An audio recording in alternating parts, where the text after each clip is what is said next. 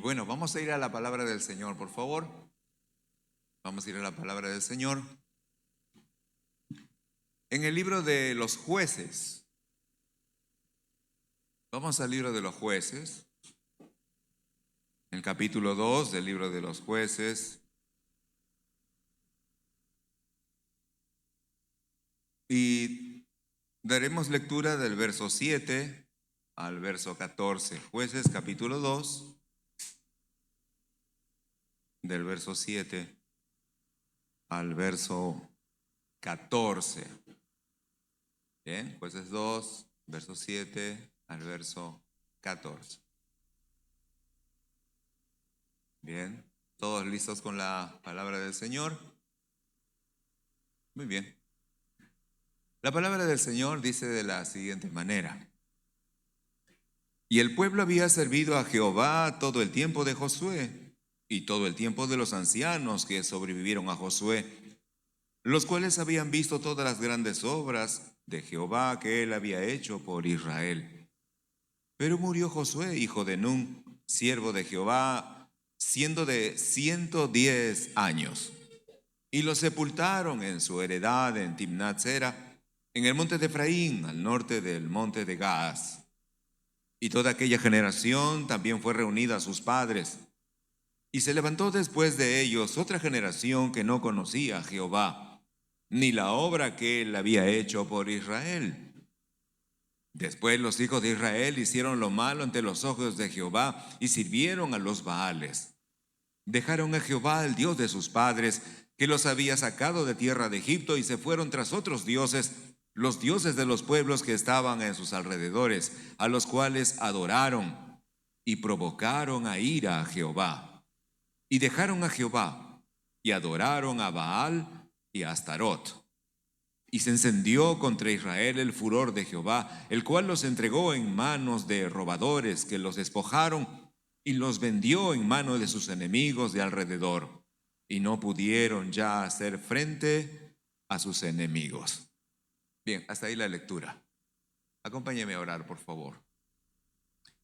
Amado Espíritu Santo de Dios, qué hermosa es tu palabra. Y hoy tenemos la oportunidad de poder meditar en ella, de aprender de ella. Y nosotros queremos reconocer tu presencia y ministerio, pues tú eres el único que es llamado el Espíritu de verdad. Y tú traerás la verdad a nuestro corazón. De esa manera nuestra mente será renovada y nuestra vida continuará siendo transformada en este camino hacia la madurez, a la semejanza de nuestro Señor Jesucristo. Cuando tú hablas, Espíritu Santo, la palabra del Señor nunca regresa vacía. Ella es prosperada en todo para lo cual tú la envías, como lo harás esta mañana. Tú harás que su poder sea manifestándose en nuestra vida. Actuará como un martillo que quebranta la roca. Actuará como una espada de doble filo que traspasa todo nuestro ser y discierne nuestros pensamientos y nuestras intenciones de corazón. Pero también será como la lluvia que riega la tierra, pues la viña del Señor esta mañana será regada con la palabra del Señor. Estás edificando esta casa como una casa espiritual y un sacerdocio santo, y santificándonos como pueblo del Señor, pues el regreso del Señor Jesucristo está pronto por nosotros. Gracias, Espíritu Santo, porque el nombre de Jesús será glorificado en medio de su pueblo. Padre, gracias también por los cielos abiertos sobre nosotros. Gracias por habernos traído a casa esta mañana, por tus ángeles enviados por ti que están a nuestro alrededor y por estar bajo esa sangre preciosa que fue derramada en la cruz. Una vez más, Señor, al estar delante de ti, te pido que en tu gracia tomes mi vida y la uses para poder compartir tu mensaje y poder hacerlo bajo la unción, el poder, la autoridad, la sabiduría y el amor que vienen de lo alto. Háblanos, Señor, haz oír tu voz en nuestro corazón. Te lo pido en el nombre de tu Hijo Jesucristo. Amén. Amén. Bien, creo que tenemos una primera impresión rápida de lo que acabamos de leer. Y aunque la respuesta está ya sobreentendida, quisiera de todas maneras lanzar esta pregunta. ¿Puede una generación, toda una generación completa, conocer a Dios y luego la siguiente generación olvidarlo completamente? Y la respuesta es sí. Pues lo que acabamos de leer es exactamente lo que sucedió en la nación de Israel. Ahora, esta generación es la tercera generación. Pues la primera generación fue aquella que salió con Moisés de Egipto. La generación que transitó en el desierto por 40 años y donde lamentablemente no todos pasaron a la tierra prometida, solo Josué y Caleb y todos los menores de 20 años de edad. El resto cayó en el desierto a causa de su incredulidad. Pero luego una segunda generación, y esta es la que fue liderada por Josué. Josué llevó a Israel a conquistar buena parte de la tierra prometida. Él fue el líder que hizo que Israel entrara a poseer la tierra prometida, Canaán. Y fue un líder espectacular y tremendo. Llevó a Israel por innumerables victorias y sobre todo fue un digno representante del Señor en el pueblo de Israel, pues si algún legado pudo dar a esa generación que entró con él a Israel, fue el ser un hombre de una total confianza y fe en Dios. Él es recordado por aquella famosa declaración que en una ocasión él hizo delante del pueblo. Él les dijo: si a ustedes les parece mal servir a Jehová, entonces decidan y elijan a quién ustedes van a servir, si a los dioses de vuestros padres o a los dioses de esta tierra, refiriéndose a Canaán. Y luego dijo: pero yo y mi casa serviremos a Jehová. Fue una poderosa declaración de un verdadero líder en su hogar. Un hombre que demostró a través de esta declaración que él realmente estaba asumiendo el liderazgo, no solo de su familia, sino de todo Israel, y que sus convicciones eran fuertes y claras, contundentes en cuanto a su devoción y su fidelidad al Señor. Este es Josué. Y lo que dice el verso 7 de este pasaje que hemos leído es que el pueblo había servido a Jehová todo el tiempo de Josué y todo el tiempo de los ancianos que sobrevivieron a Josué, los cuales habían visto todas las grandes obras de Jehová que él había hecho por Israel. Bien, esta es la segunda generación, pero luego vendrá la tercera generación, aquella que se levantará después de la muerte de Josué, después de la muerte de los ancianos de Israel y de toda aquella generación que había entrado con Josué a poseer la tierra prometida. Es la tercera generación. Y esta tercera generación tiene un nombre. Se llama la generación que no conocía a Jehová y tampoco conocía las obras que Dios había hecho por Israel. Esa es la manera como es descrita esta generación, la tercera generación. Una generación que no conocía al Señor. No sabía nada o ignoraba completamente acerca de Dios. Ahora, ¿cuál fue la consecuencia de este desconocimiento, ignorancia, incredulidad en cuanto al Dios de Israel? ¿Qué resultado trajo para esta generación desconocer, ignorar a Dios? Bien, mire por favor, leamos el verso 8 en primer lugar. Dice el verso 8: murió Josué, hijo de Nun, siervo de Jehová, siendo de 110 años. Por favor, salte al verso 10. Y toda aquella generación también fue reunida a sus padres. Y se levantó después de ellos otra generación que no conocía a Jehová ni la obra que él había hecho por Israel. Ahora, mire por favor, verso 11. Después los hijos de Israel hicieron lo malo ante los ojos de Jehová y sirvieron a los Baales. Ahora, eso es lo que va a suceder. esta generación que no conocía del Señor comenzó a hacer lo malo, comenzó a vivir mal.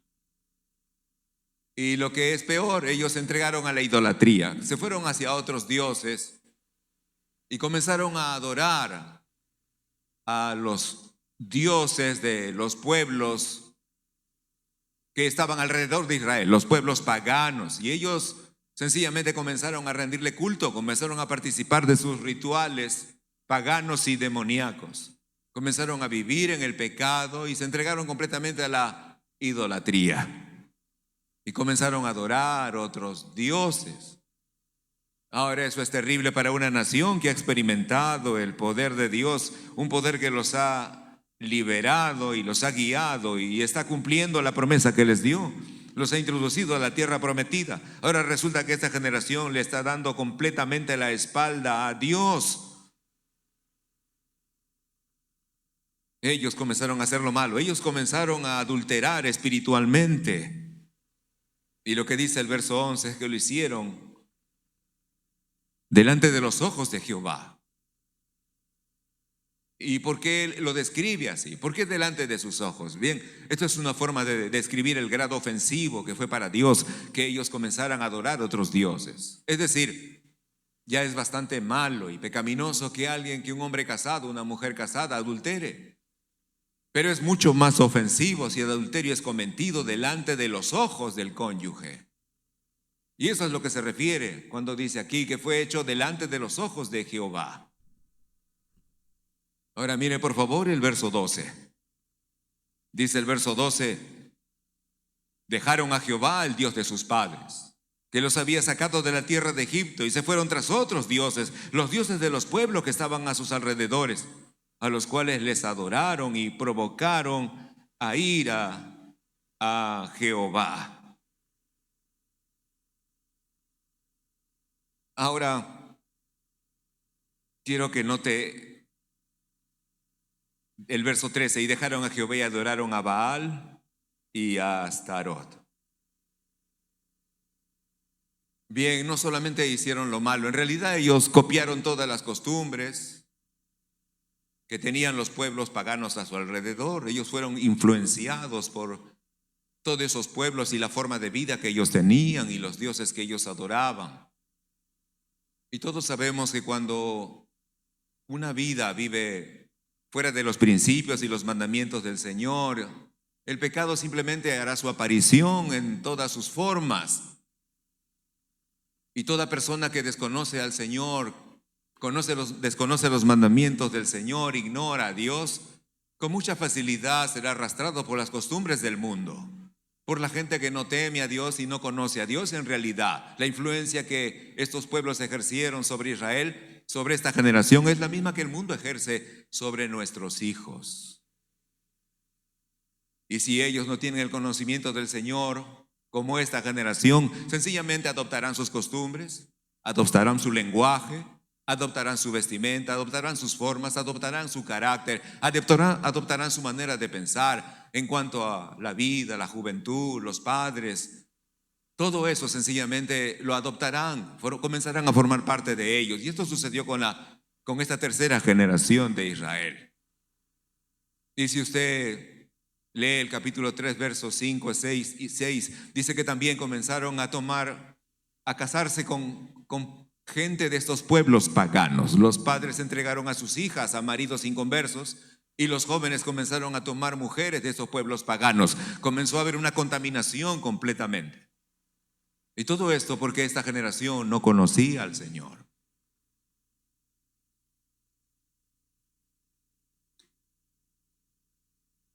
Bien, ¿qué hizo Dios cuando Israel comenzó a comportarse de esta manera? Cuando esta generación empezó a portarse así.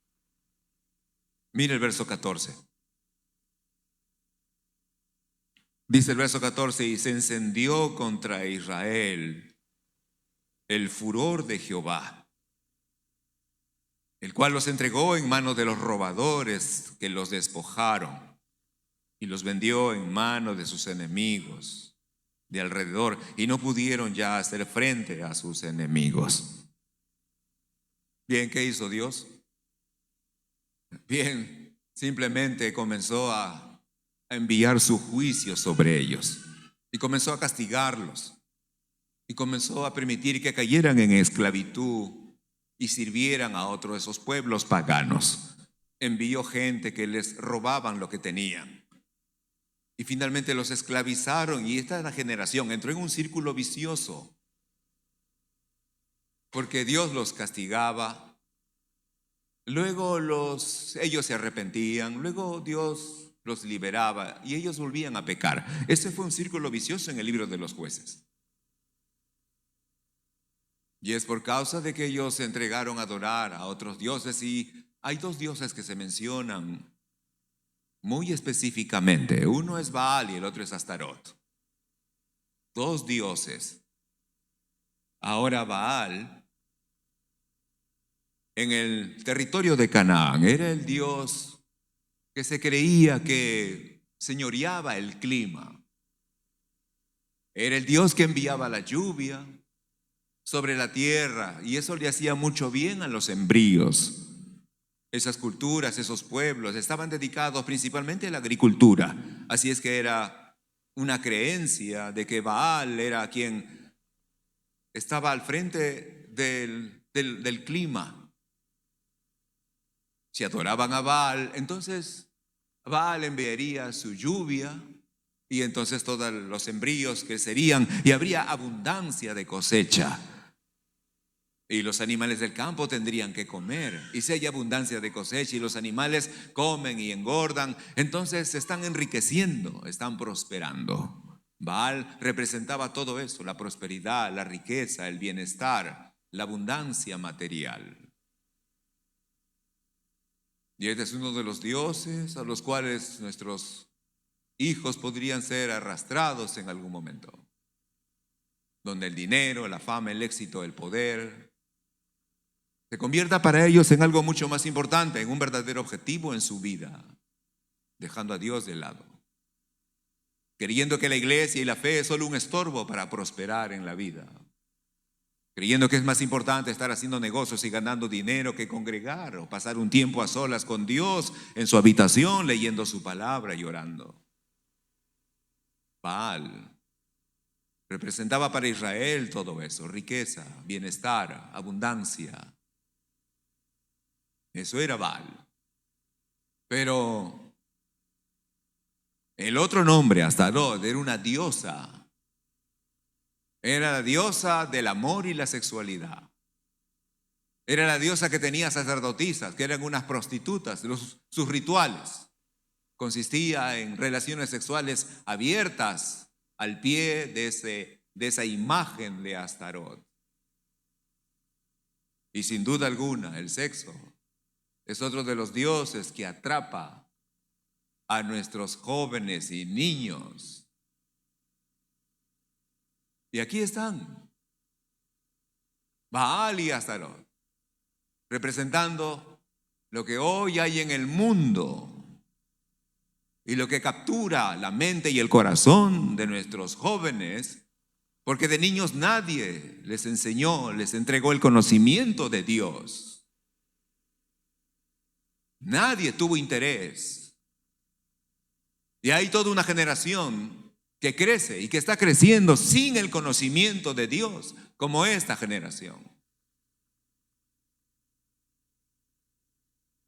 Así es que uno se pregunta, ¿por qué? ¿Por qué esta generación surgió de esta manera? ¿Qué pasó con la generación anterior? ¿Qué fue lo que no hicieron? ¿Qué fue lo que descuidaron? ¿Qué hicieron mal para que surgiera toda una generación con este tipo de comportamiento de apostasía? Bien, la respuesta está en los padres de esta generación.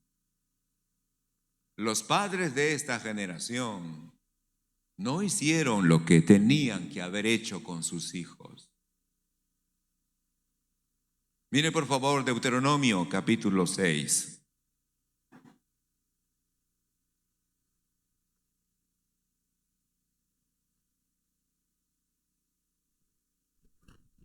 Deuteronomio capítulo 6.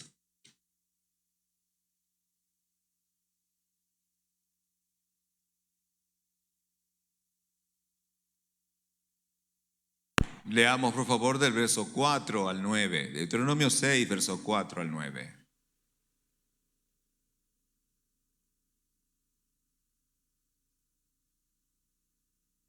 Bien, dice la escritura: Oye Israel, Jehová nuestro Dios, Jehová uno es. Y amarás a Jehová tu Dios de todo tu corazón y de toda tu alma y con todas tus fuerzas. Y estas palabras que yo te mando hoy estarán sobre tu corazón, y las repetirás a tus hijos, y hablarás de ellas estando en tu casa y andando por el camino y al acostarte y cuando te levantes. Y las atarás como señal en tu mano, y estarán como frontales entre tus ojos, y las escribirás en los postes de tu casa y en tus puertas. Así que los padres de esta tercera generación de Josué que nacería simplemente fueron unos completos irresponsables en aplicar lo que Dios les había dicho. Ellos ignoraron la importancia de este mandato de parte del Señor. Esta no fue una sugerencia para ellos, fue una orden para Israel.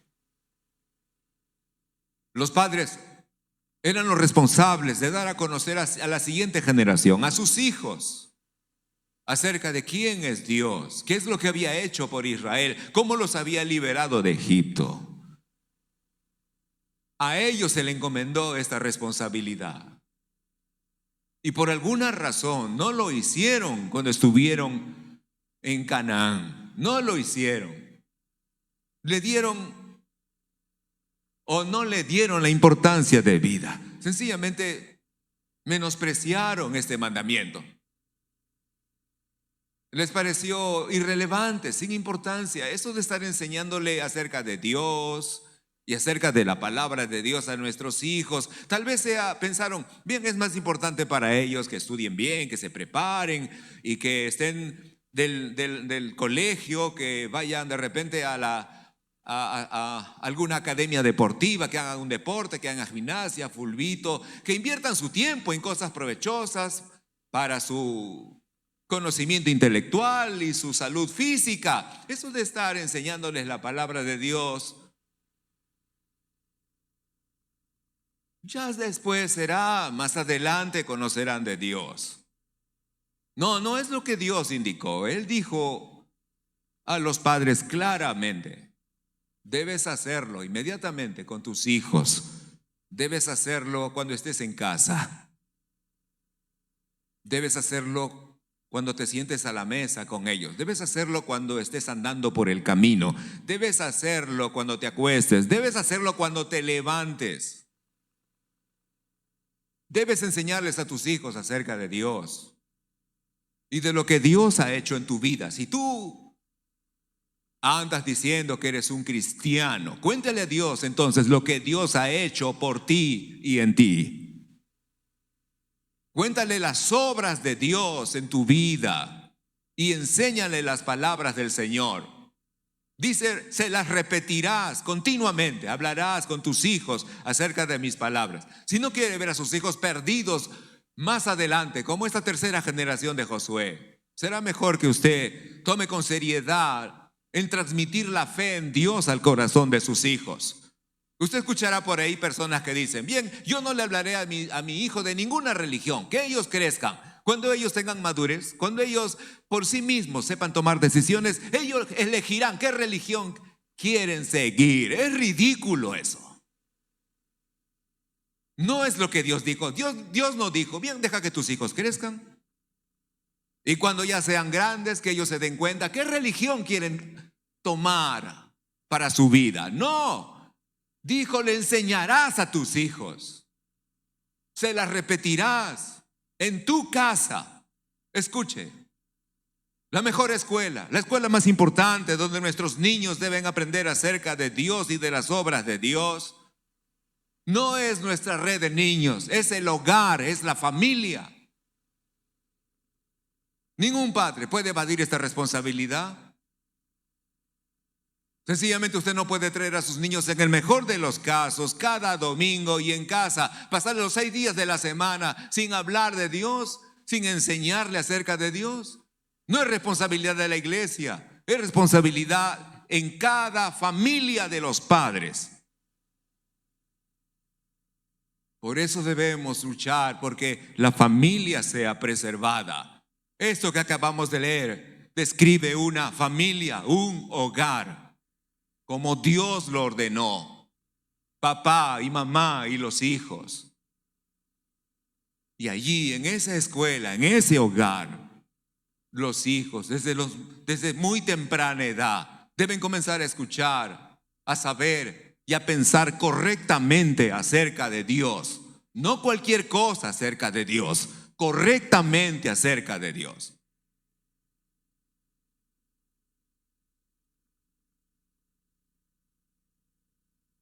Ahora lo que dice aquí este verso, por favor vuelva a leer conmigo. Verso 5. Amarás al Señor, amarás a Jehová tu Dios de todo tu corazón, de toda tu alma y con todas tus fuerzas. Y entonces estas palabras que yo te mando estarán sobre tu corazón. Y luego el verso 7, y entonces las repetirás o las enseñarás a tus hijos. Escuche. Usted dice, bien, empezaré a enseñar la palabra de Dios.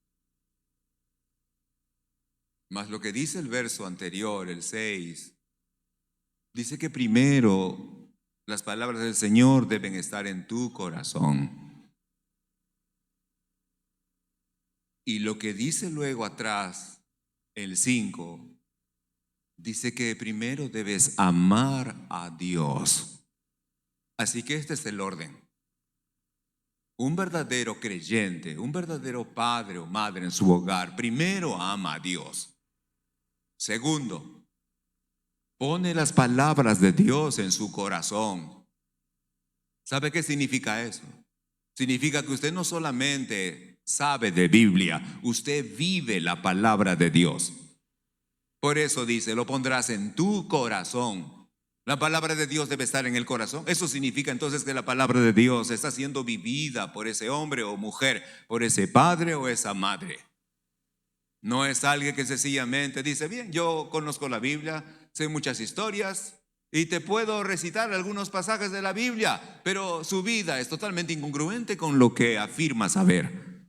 No, las palabras de Dios deben estar en tu corazón. Primero, en tu corazón, allí, dirigiendo tus acciones, tus decisiones, tu manera de vivir. La palabra de Dios actuando en tu interior, produciendo cambio, transformación, de tal manera que tus hijos puedan ver que el evangelio realmente es un poder que transforma a la gente. No bastará solo con que tú recites de memoria los textos bíblicos, tienen que ver cómo actúa la palabra de Dios en la vida de sus padres. Ese hijo tiene que ver que tu vida ha cambiado. Tiene que notar que el evangelio ha hecho que sus padres vivan mejor, se amen más, sean fieles el uno al otro. Tiene que notar que tus reacciones ya no son iracundas, que tus castigos no son una venganza porque no controlas tu enojo, que no hay malas palabras que sueltas en tu casa tan tranquilamente, contaminándola. Que eres un hombre y una mujer leal a tu matrimonio, dedicado y esforzado para tus hijos, con un lenguaje sabio, manso y amoroso, con una corrección amorosa para tus hijos, que tú rechazas todo aquello que Dios ha prohibido. Ellos tienen que ver que el evangelio realmente está en tu corazón, no solo en tu cabeza. Me encanta por eso la escritura. Dios dijo, esas palabras estarán en tu corazón y luego las enseñarás a tus hijos. Algunos padres han tenido la triste experiencia y dolorosa experiencia de haberles traído a la iglesia a sus hijos. Ellos lo han traído a la iglesia, lo han llevado a una red de niños y luego ellos crecen, comienzan a conocer un poco más de cerca el mundo, por las amistades. Y no tienen que llegar a la universidad. A veces con tercer, cuarto año de secundaria, ellos ya están mostrando un comportamiento contrario a lo que se supone que aprendieron. Y luego comienzan a desviar sus caminos y no quieren saber nada de Dios. Y uno dice, ¿por qué pasa eso? ¿Sabe por qué? Y lo he escuchado muchas veces cuando he conversado con muchos jóvenes. Y les digo, pero tus padres iban a la iglesia, ellos te llevaron a la iglesia, ¿por qué no quieres saber nada de Dios? Y ellos me han dicho, todo eso de la fe en Dios es por gusto. Yo vi a mis padres pelearse igual, insultarse igual. Yo no vi cambios en mi familia. Nada cambió. Mi padre seguía tratando igual de mal a mi mamá. No vi cambios en mi casa. ¿Para qué quiero seguir una religión, una fe que no cambia nada?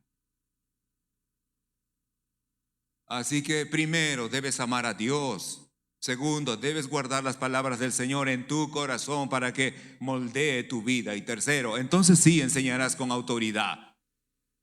Y tus hijos nunca serán contados semejantes a esta tercera generación en Josué. Pero los padres de esta tercera generación de Josué fueron irresponsables y descuidaron su tarea más importante. Deuteronomio 4, por favor. Deuteronomio 4.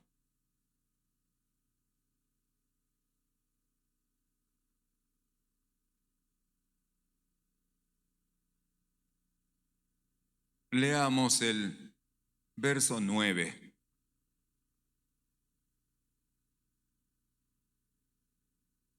Dice la Escritura, por tanto, guárdate y guarda tu alma con diligencia, para que no te olvides de las cosas que tus ojos han visto, ni se aparten de tu corazón todos los días de tu vida. Antes bien, les enseñarás a tus hijos y a los hijos de tus hijos. Y este es un mensaje directo para los abuelos. Le enseñarás a tus hijos. Usted dice, bien, yo estoy en esta etapa. Y luego dice, y a los hijos de tus hijos. Eso es para cuando nos convirtamos en abuelos, los que aún no lo somos. Pero si alguien aquí ya es un abuelo, déjeme decirle que tiene también usted una tarea de hablarles a sus nietos de quién es Dios, el Dios de la Biblia, y cuáles son sus obras. Y la más grande de las obras de Dios fue hecha en la cruz del Calvario.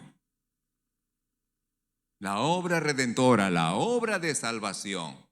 Hay un llamado a todas las generaciones de la familia a transmitir el conocimiento de Dios a la siguiente generación. Israel, se le dijo una y otra vez que eso debería ser. Y en el libro de Jueces no lo hicieron. No lo hicieron. Y tuvieron toda esa generación, esa tercera generación, entregados a buscar el bienestar, la comodidad, la riqueza, el dinero, la buena vida, los viajes. Dios no importa. Lo importante es disfrutar de este mundo. Y se entregaron a adorar a la sexualidad, al sensualismo. ¿Alguien quiere ver a su hijo próspero y arrogante? Próspero y soberbio. Tan soberbio que a lo mejor a sus propios padres los van a humillar. ¿Alguien quiere ver a sus hijos? Y hablo de nuestros niños, Yo quiero que piense principalmente en los niños, los que vimos subir acá hace un momento y los que están arriba en un gran número, hasta los 12 años, 13, 14 años. ¿Quiere verlos alguna vez en el mañana? Teniendo que casarse una primera vez, una segunda vez, conviviendo, hijos con una mujer, hijos en otra mujer, hijos de un padre, hijos de otro padre. ¿Desea ver a sus hijos con ese tipo de vida? ¿Quiere ver a sus hijos atrapados en la pornografía, encontrándoles en el celular pornografía? Si no quiere eso, entonces va a ser muy importante que tome en serio a Dios y haga en casa su trabajo con sus hijos.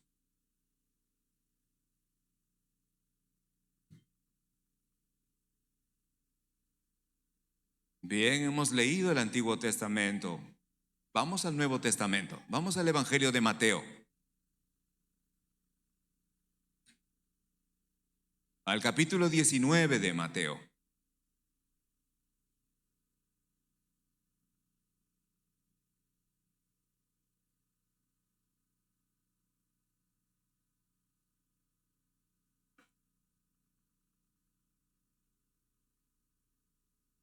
Leamos los versos 13 y 14.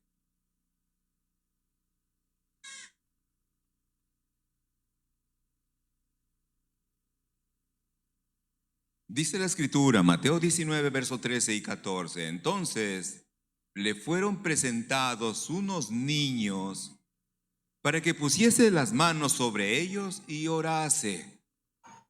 Y los discípulos les reprendieron.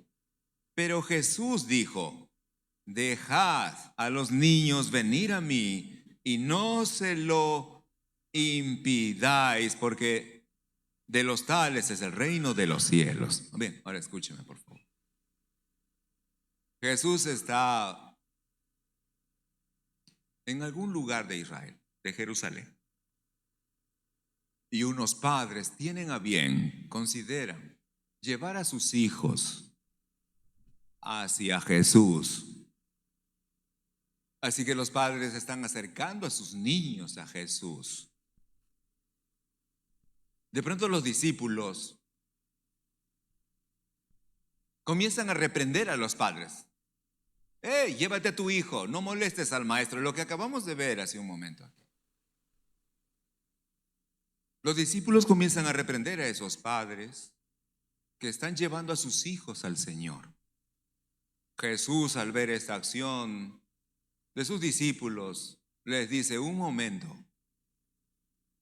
Y dice estas maravillosas palabras: dejen a los niños venir a mí. Dejen a los niños venir a mí y no se lo impidáis.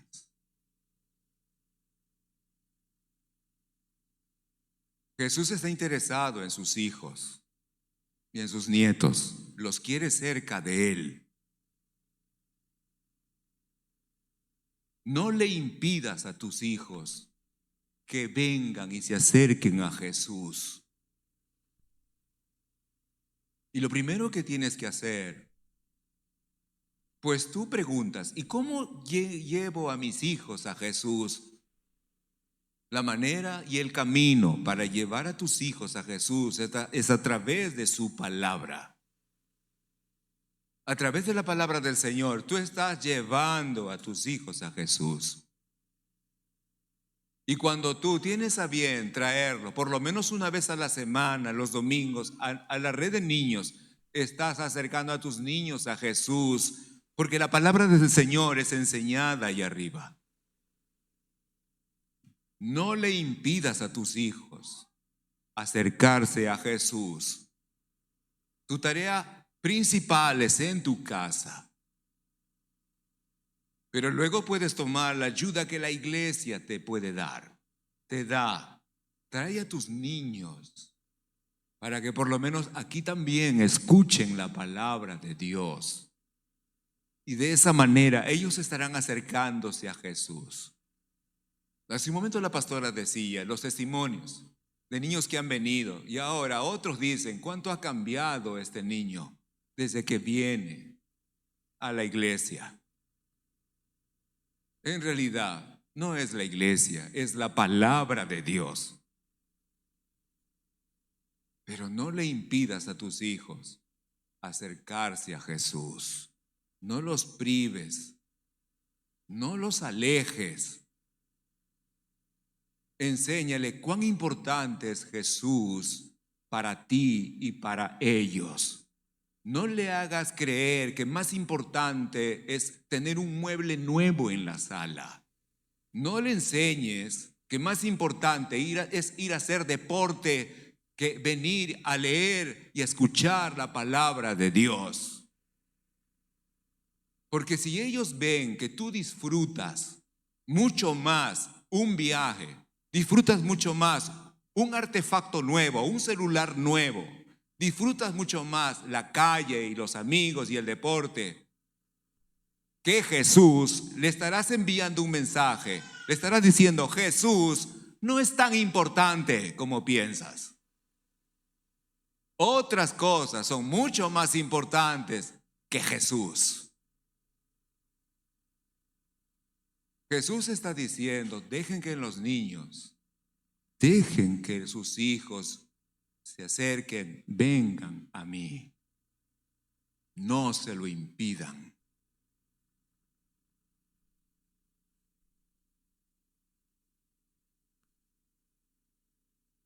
Así que tenemos unos padres que aman a Dios, que guardan la palabra del Señor en su corazón y que enseñan a sus hijos la palabra. Y ellos acercan a sus hijos a Jesús. Ahora hay un elemento más que yo quisiera mencionar y está en Efesios 6. Efesios capítulo 6, verso 4.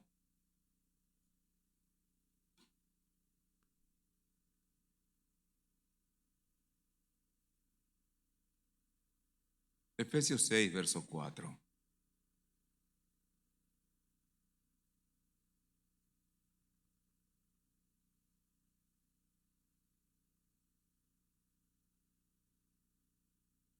Dice la Escritura, y vosotros padres, no provoquéis a ir a vuestros hijos, sino criadlos en disciplina y amonestación del Señor.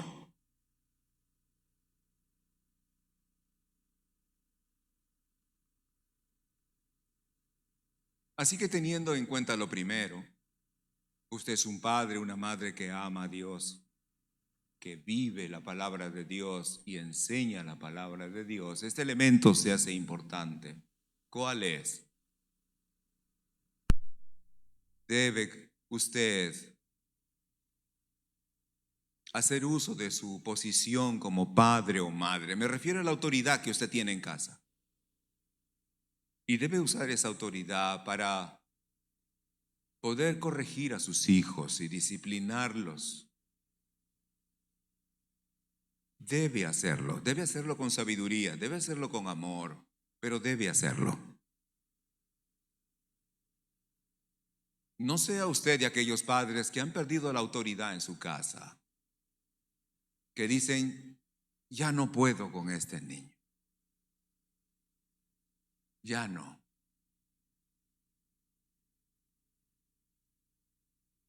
Y si usted está en problemas con relación a su autoridad en casa, vuelva a recuperar las riendas de su hogar. Tenemos que aprender de Josué. Me imagino a Josué, su esposa y sus hijos. Y él haciendo esta declaración que cité al principio. Los demás vean a quién van a servir, pero yo y mi casa serviremos a Jehová. Dele solo alabanza al Señor. Esto es un líder. Eso es una cabeza de hogar, un líder que mantiene en orden su familia, que mantiene a sus hijos en sujeción. Estoy hablando de niños que están en etapa de formación. Ya cuando ellos son grandes, esa será otra prédica. Hablo de niños. Y no permita que desde pequeños lo comiencen a controlar a usted. Ámelos. Tenga cuidado con engreírlos de tal manera que usted pierda el control sobre sus hijos, que ya no le obedezcan, que hagan lo que quieran. Este es el mensaje de este verso. Críenlos en disciplina y amonestación del Señor. Fórmelos. Ellos van a querer cruzar los límites. Ellos saben que hay algo que está prohibido. Los he visto en mis hijos. Saben que está prohibido hacer algo. De pronto tú estás allí y lo quieren hacer, pero saben que estás allí. Lo primero que hacen es mirarte. No sé si alguien lo ha visto en sus hijos. Yo lo he visto en los míos. Primero te miran para ver si vas a reaccionar o no. Ellos son inteligentes. Ellos van a probar. Ellos van a ir a uno de los dos, a quien ellos saben que controlan más, a tratar de obtener lo que quieren. No irán al otro porque al papá principalmente probablemente les dirá que no. Entonces van a la mamá. Aunque he encontrado casos al revés. Le es más fácil conseguir lo que quieren por el papá.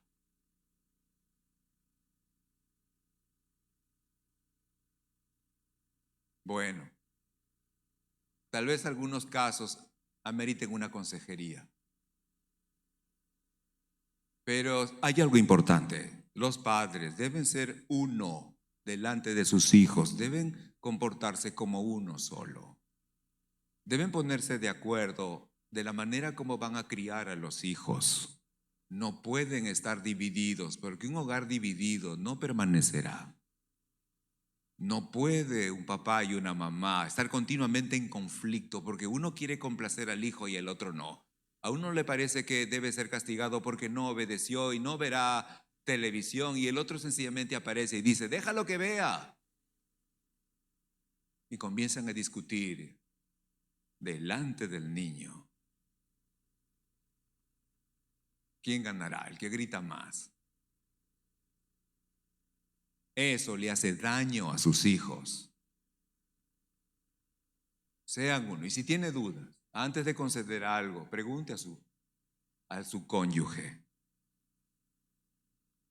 Pero críenlo en disciplina cuando sea necesario, solo cuando sea necesario. Como último recurso, tomará la vara y tendrá que azotarlos.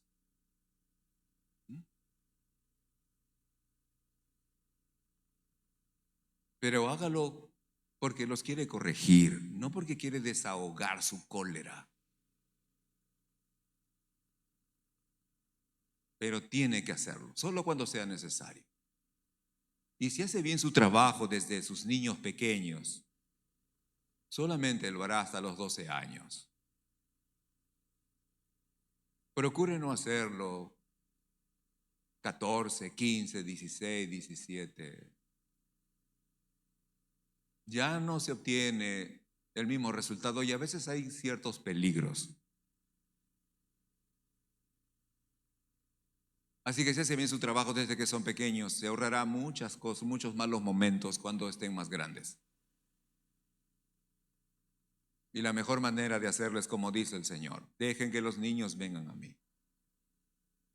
Transmítales la fe que usted tiene, su fe sincera, su fe de convicción. Si usted es un padre, una madre que ni siquiera tiene convicción fuerte, firme acerca de su fe en Dios, entonces lo que usted hará será algo tibio con sus hijos. Usted mismo no está convencido de su fe. ¿Con qué certeza le transmitirá la fe a sus hijos?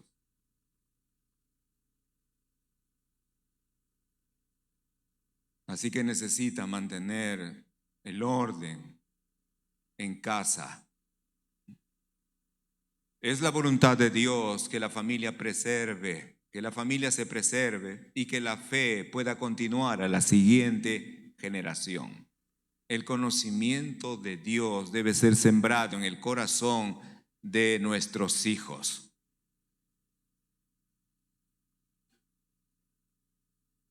La generación de jueces y los padres que no hicieron su trabajo contribuyeron a que sus hijos ignoraran a Dios, se llenaran de incredulidad y contribuyeron a que Dios los destruyera, porque Dios los castigó duramente a ellos. Porque Dios castiga el pecado, porque la paga del pecado es muerte. Nadie queremos ver a nuestros hijos en esa situación. Entonces haga bien su trabajo desde ahora.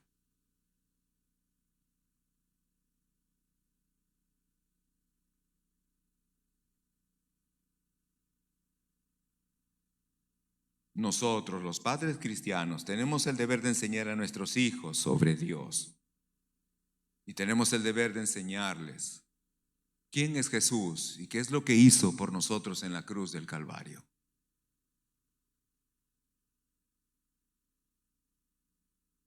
Si usted hace bien su trabajo, cuando sus hijos crezcan, escuche, le darán alegría, le darán paz. Estará usted tranquilo, tendrá una carga menos, harán bien, manejarán bien la vida en la universidad o en ejerciendo la carrera profesional. Si ellos crecen con el temor de Dios y el amor de Dios en su corazón y crecen fuertes y firmes, no tendrán miedo cuando vayan a la universidad, ni qué profesor catedrático se les ponga delante a decirle cualquier barbaridad acerca de Dios. Ellos serán fuertes y firmes en su fe. Y ellos, el día que se casen y tengan sus propios hijos, harán lo mismo que hicieron con ellos. Transmitirán la fe a la siguiente generación.